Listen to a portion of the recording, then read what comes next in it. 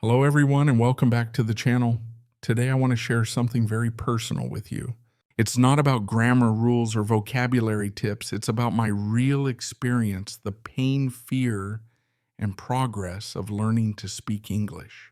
If you've ever felt shy, scared, or even embarrassed when speaking English, then this video is for you. I know how you feel because I've been there too. My journey with English speaking was not easy. I made many mistakes. I sometimes wanted to give up. But today I speak with more confidence than ever before, and I want to tell you exactly how I got here.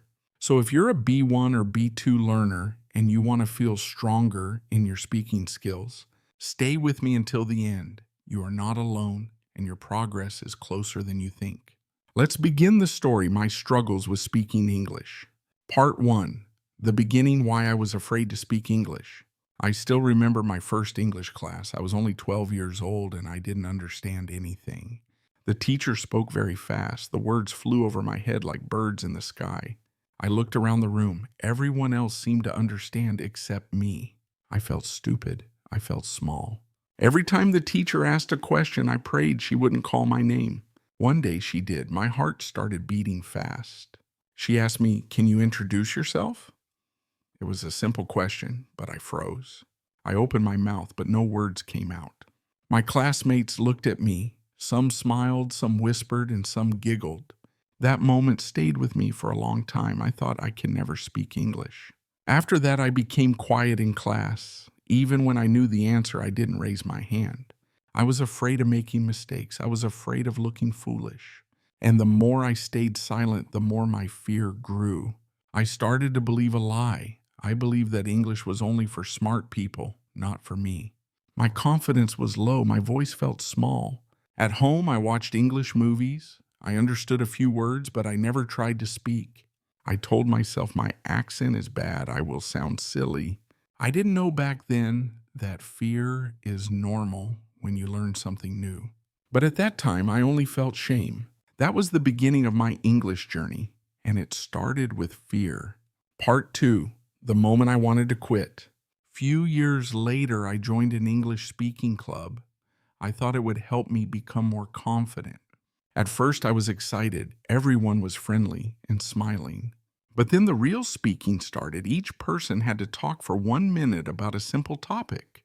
I listened to the others. They spoke clearly with good vocabulary. Then it was my turn. My hands were cold and my face felt hot. I stood up slowly. My legs were shaking. I started to speak, but I forgot the words. I said many times. Then I said something wrong, and I knew it. Someone in the group laughed. It was not loud, but I heard it clearly. That laugh hit me hard. I wanted to run away. After the meeting, I went home in silence. I didn't eat dinner. I didn't talk to anyone. I sat on my bed and looked at my English books, and I cried. I thought maybe I'm not made for this. Maybe I should quit. I even picked up my notebook and threw it in the trash. I felt tired and broken. That night I told myself I won't speak English again. It's too hard. It was one of the lowest moments in my journey. I felt like a failure. But something small inside me said, "Don't give up. Not yet." I didn't believe that voice, but I also didn't throw away my books. I kept them just in case, and that decision changed everything. Part 3. The small change that gave me hope. A week after that difficult night, I found a short video on YouTube. It was about learning English with simple sentences. The speaker talked slowly and clearly. I watched it again and again. For the first time, I understood every word. I felt something new, a little spark. I thought maybe I can learn just little by little. So I started watching more simple videos. I didn't speak yet, but I listened every day. I chose easy topics like greetings, hobbies, and food. I listened to short conversations and repeated the words. In the beginning, I still made mistakes. I pronounced many words wrong, but this time I didn't feel ashamed because I was alone and I was free to try. I turned my fear into a game. I challenged myself to say one full sentence out loud each day. Sometimes I said it while walking to school. Sometimes I whispered it before going to bed. I like reading books. My favorite food is noodles. These small sentences gave me power. I was still afraid to speak to people, but I wasn't afraid to speak to myself. I wrote down the sentences I could say. Day by day, the list grew longer. I felt proud of myself for the first time, not because I was perfect, but because I didn't give up. That was the small change. I stopped waiting for a big miracle. Instead, I started with one sentence a day, and that one sentence led to many more. Part 4, my first real conversation in English. One day, something unexpected happened. A tourist asked me for directions in English. He looked a bit lost and said, "Excuse me, do you know where the train station is?"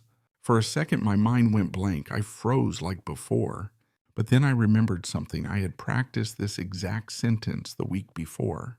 I took a deep breath and I said, "Yes, go straight and turn left. The station is near the bank." The man smiled and said, "Thank you." I smiled back, but inside I was shouting with joy. That was it, a short, simple conversation, but it changed everything. I realized I didn't need to be perfect. I just needed to be clear. After that moment, I felt more confident. If I could help one person in English, maybe I could help more. So I started looking for more chances to talk, not long conversations, just small moments. I asked a foreigner in a cafe, "How's your coffee?" He answered, and we had a short, friendly chat. I even helped a tourist buy a train ticket. It felt like magic, but it was just practice and patience. From that day, I told myself, speak even if your voice shakes, because each real conversation was helping me become braver. Part 5, the mistakes that taught me the most. As I spoke more English, I also made more mistakes. Sometimes I felt embarrassed. Once I said kitchen when I meant chicken. My friend laughed and said, "You want to eat a kitchen?" We both laughed hard, and I never forgot the difference again. Another time I told someone I am boring instead of I am bored. He smiled kindly and said, "You mean you're bored, not boring." I felt shy but also thankful because he corrected me with kindness. These mistakes became my teachers. Every wrong word helped me remember the right one. I stopped thinking of mistakes as failures. I started calling them lessons. Sometimes I wrote down my mistakes in a notebook. Then I studied them and practiced the correct way. This helped me grow faster. It also helped me stop being afraid of speaking. The more I accepted mistakes, the less power they had over me. I understood that even native speakers make mistakes. So why should I be afraid? Mistakes became my friends. They showed me what I needed to learn next. So if you're learning English and you make mistakes, smile and keep going, because every mistake you make is one step closer to confidence. Part 6, what helped me improve my speaking. After many struggles, I started to find things that worked. Simple habits made a big difference in my speaking. First, I stopped only studying grammar. Instead, I started using English in real life. I watched short videos with subtitles. I repeated the sentences out loud. This helped me improve my pronunciation, and it helped me remember whole phrases, not just words. I also started reading simple English books. I read stories that matched my level. After reading a chapter, I tried to tell the story in my own words. At first, I could only say a few lines, but slowly I could explain more and more. Another thing that helped was shadowing. I listened to English audio and spoke at the same time. It was hard in the beginning, but it trained my brain to think in English. I also used my phone to record myself. I spoke about my day, my plans, or my feelings. Then I listened to the recording. Sometimes I laughed at my voice, but I also noticed my progress. One more thing helped me a lot, speaking with others, not just in classes, but in real life. I found language exchange partners online. We spoke for 30 minutes, 15 minutes in English, 15 minutes in my native language. It was fun, friendly, and useful. We learned from each other. These small but regular habits built my speaking confidence step by step. There was no magic, just effort, consistency, and time. Part 7, how speaking English changed my life, work, and study. Learning to speak English changed my school life. I used to stay quiet in class because I was afraid of making mistakes. But when I started speaking more, things began to change. I started answering questions and joining group discussions. At first, my voice was soft and unsure, but my teachers listened and that gave me courage. One day, I gave a short presentation in English. I was nervous, but I did it. My classmates clapped, and my teacher smiled and said, "Well done." That moment gave me confidence. I realized I could do more than I thought. Later, when I graduated, I looked for a job. Most jobs required English. Before, I would avoid interviews in English, But this time I prepared and practiced speaking aloud. I answered the questions with short, clear sentences, and I smiled even when I felt nervous. A few days later, I got the job. It felt like a big win. At work, I had to speak with customers in English. At first, I made some small mistakes, but no one laughed. They were patient and kind. Day by day, my English improved. I felt more confident making phone calls and joining meetings. One day, my manager asked me to talk to an international client. That was something I never imagined I could do. After the call, she said, "You did great. Your English is clear and professional." I was so happy I almost cried. English gave me a chance to grow at work. Speaking English has helped me study better and work smarter. It opened doors that were closed before. Now I feel proud. I feel ready for new opportunities. Part 8. Speaking English helped me grow as a person. Speaking English changed more than just my grades or job. It changed how I see myself. Before I was shy and unsure, I was always afraid to speak up. But learning to speak English helped me find my voice. It taught me how to be brave even when I was scared. I started to believe in myself. I realized I could learn anything if I kept trying. Every small win gave me confidence. Even saying hello to a stranger felt like success. I became more open and friendly. I started to enjoy talking with people from different countries. I listened to their stories. I shared my own stories too. It helped me understand the world better. It also helped me understand myself better. Learning English showed me that making mistakes is okay. You don't need to be perfect to grow. What matters is that you keep trying, step by step, day by day. I used to avoid new experiences. Now I look for them. I joined online groups to practice English. I met people who also wanted to improve. We supported each other. We helped each other get better. Speaking English also helped me express my feelings. Before, I didn't know how to say what I felt. Now I can talk about my dreams, my fears, and my goals, and people listen and understand. That makes me feel seen. It makes me feel strong. Learning English didn't just make me smarter. It made me braver. I'm not the same person I was before, and I'm proud of how far I've come. Part 9. Advice for anyone struggling with speaking English. Please know that you are not alone. I understand how hard it feels. I've been there too. You might feel shy, scared, or even frustrated, but that doesn't mean you're not smart. Speaking a new language takes time. It's okay to go slow. Start with small steps. Even one sentence a day is progress. Speak to yourself in English. Look in the mirror and say something simple. I can learn. I will improve. Listen to English every day. Even 5 minutes is enough to help your brain grow. Repeat what you hear. Don't be afraid to sound silly. Your mouth needs practice like a muscle. The more you use it, the stronger it gets.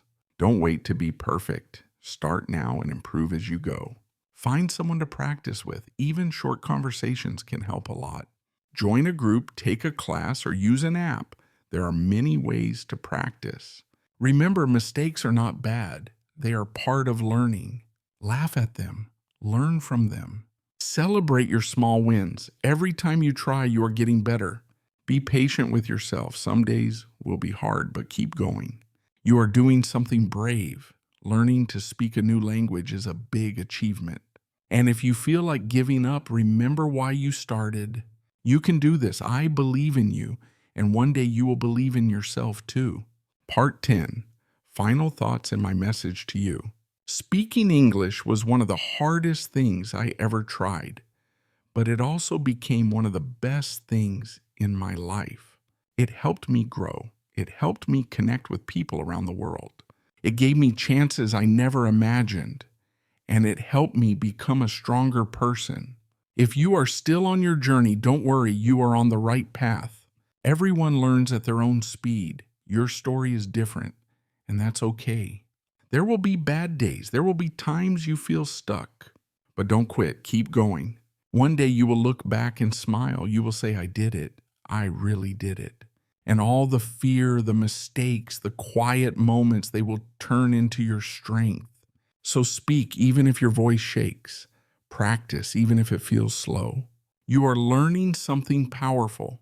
You are building a skill that opens doors.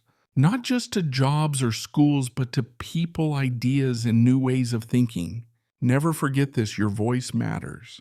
Your English doesn't have to be perfect to be meaningful. Speak with heart and people will listen. Thank you for being here with me. Thank you for not giving up. If I can do it, so can you. This is not the end, it's only the beginning. Keep learning, keep speaking, and keep believing, because your English journey is part of your success story.